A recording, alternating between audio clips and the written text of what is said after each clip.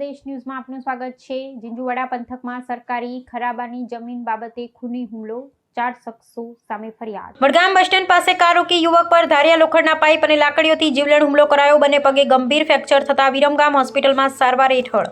દશેડા તાલુકાના ઝીંઝુવાડા ગામના રસાણી પાટી વિસ્તારમાં રહેતા રાજદીપસિંહ ભાથીભા ઝાલા નામના યુવક પર સરકારી ખરાબાની જમીન બાબતે 4 શખ્સો દ્વારા ઘાતક હથિયારોથી હુમલો કરવામાં આવ્યો હોવાની ઘટના સામે આવી છે।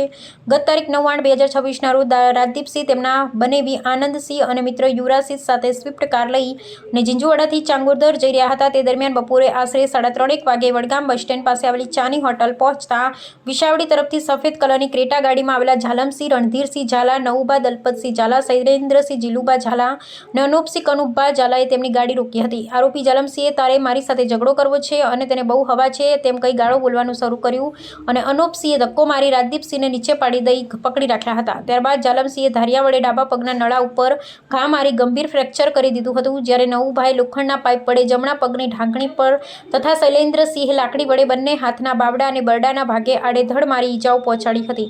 આ બનાવના પાછળનું મુખ્ય કારણ ઝીંઝુવાડા અને વછરાજપુરા વચ્ચે વરધારની સીમમાં આવેલી સરકારી ખરાબાની જમીનમાંથી ભોગ બનનાર રાજદીપસિંહે આશરે 25 વીઘા જમીનમાંથી બાવળો કાઢવા સાફ કરાવ્યા હોવાનું સામે આવ્યું છે, જે જમીન પોતાની હોવાનું આરોપી ઝાલમસિંહ અગાઉ પણ તકરાર કરી ચૂકેલ હતો ને આ જ બંદૂક તથા ખાર રાખીને ઉપરોક્ત 4 શખ્સોએ ભેગા મળી આ જીવલેણ હુમલો કર્યો હતો। હુમલા બાદ આજુબાજુમાંથી લોકો ભેગા થઈ જતા આરોપીઓ હવે પછી અમારી સાથે ઝઘડો કરવાનો વિચારશે તો પૂરો કરી નાખીશું તેવી જાનથી મારી નાખવાની ધમકી આપી ક્રેટા ગાડી લઈ નાસી છૂટ્યા હતા।